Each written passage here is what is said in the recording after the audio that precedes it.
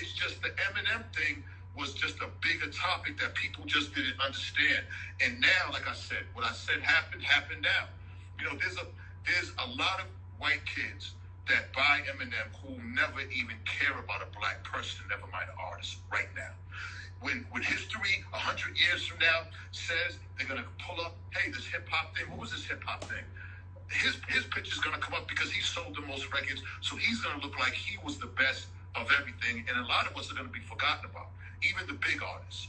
That's all I was saying, you know. And see, Eminem could have, to me, could have helped that out if he ever would talk about it. But the kid never talks. The man never talks about nothing. He's never held accountable for nothing. You know, he has his guys who's his mouthpiece. You know what I'm saying now? To where is that? Whatever he says, he don't. Hey, you sit back, cause I'm gonna. It's a lot easier, you know, for him to watch two black men try to kill each other. You know what I'm saying?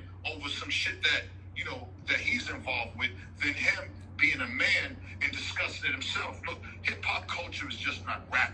This is our lives. So he should have been held accountable for them racist tapes that his white partners brought to me. They've been trying to sell them tapes for over a year for $50,000. Nobody bought them. I bought them for $15,000. And it had a whole hour long called the Rap Racist Hour, where they was talking about niggas, porch monkeys. He made a whole song calling women black bitches and all this shit. Okay? So I remember that song. But it was a whole hour of that shit. And you know, that's you? His white partners came up and showed us the tape. The ones that was in the rap group with him. And this was before D12, this was before the Detroit shit. He was with white guys, and they was making the white racist hour. Now, we bought the tape for $15,000. One of those dudes committed suicide. Okay? So, you know, they brought the tape to me. Us being the Source magazine, of course we're gonna put it out. Should we not have? Should we say, oh, he's white, he's the golden boy, we should just leave that alone and just sweep this under the rug? Hell no. Hell no. I mean, a motherfucker can go piss around the corner, a black kid, and man, we're so, you know, we're gonna be all over him for that. But so we shouldn't have put out those racist tapes. We put the racist tapes out. Jimmy Iovine offered me my own record deal, offered the Source record deal. We had 3 meetings.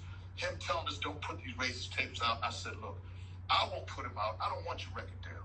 I'm getting money. You know, we was making $2 million a month at a height. You know what I'm saying? Like, money was not an issue. My thing was, let me sit down with this man. Let's have a dialogue about what's going on, and this will be good for hip hop. He said, Marshall won't do that. I said, well, I'm going to put the tape out there because the world needs to know who this kid really is. And, you know, when you're from Boston, man, listen, man, you can just sense a white racist person without him even saying a word, man. We grew up in this shit, man. Like, there's more racism in Boston to this day than there is down south in a lot of places. So, you know, you got to understand the whole dynamics of everything. People just said, oh, Eminem's nice. And remember, he has a big-time public relations team. So they was able to sweep that shit under the rug. They paid millions of dollars to make that shit. Today, they still got it. That's the machine. I get my page flooded with bots and fake pages to control the narrative for Eminem. I mean, I put my head on the chopping block. I knew it was going to come. I've taken a lot of flack for it. I'm going to be honest. The only thing I would have did different is I would have dragged the magazine in it. You know, that's where I probably made my mistake because the magazine was something for everybody. And I probably shouldn't have dragged I shouldn't have dragged the magazine in it. It was my personal thing. And once I knew that, and Dave held me down. He had my back. You know, this is a white man. This is a white man that I love dearly. You know what I'm saying? Regardless of what we're going through now, you know what I'm saying? Me and Dave went through a lot. You know what I'm saying? And we was holding each other down.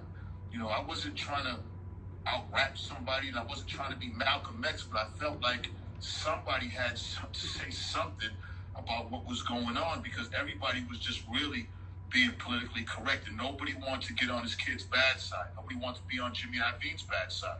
And I'm saying in my mind, fuck them both.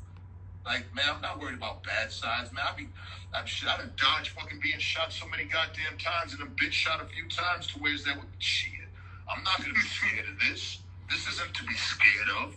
This doesn't scare me. I'm trying to speak up for my people, for the hip hop culture. Yeah, protecting the culture. We appreciate that.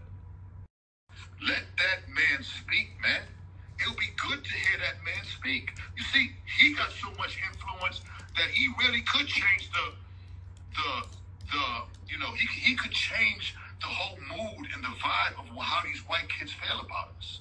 These kids don't fuck with us, man. I don't care what y'all think, how y'all think. There's millions and millions of white people who just don't fuck with us, man. You know what I mean? So he could change a lot of that. He refuses to speak on anything. Oh man, he's not like that. He's 48 years old and he has kids too. Why not? You've made a lot of money from this culture.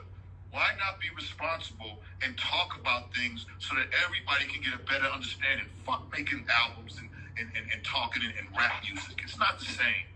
Do you think he's racist, between us? Okay, well, if you make a tape calling motherfuckers niggas, porch monkeys, and make a tape calling, he said white women are better than black bitches, that would, yes, count for racist to me. Yo, a whole hour tape. Called the Rap Racist Hour, bro. Where is it? Is there anywhere we can find it? They have Shazam or LimeWire. Look. Foolish Pride is on YouTube. You can hear that song about the black women, but they sued us, and then we won a federal lawsuit. It was a huge suit. They had to pay over $300,000 in lawyer fees because first they said it wasn't him. Then they said, well, it was him, but he was 16 years old and he had a black girlfriend and he was mad and that's why he made the tape. We went and did investigative reporting. We went to the Maxell Corporation. Any of y'all remember Maxell, the cassettes, Maxell? I remember when you did this shit because you was on DVD talking about it. There was a number on the tape, all right, that shows what year that actual cassette was made in. And the year was made in when he was 21. You know, this was all public relations bullshit. Then he makes a song called Yellow Brick Road where he so-called apologizes on it. Man, it makes me upset because we hold ourselves as black people, people of color, and Latino to a different standard. But with him, he's not held to the same standard. Anybody else would have had to speak on what the hell went on one way or the other.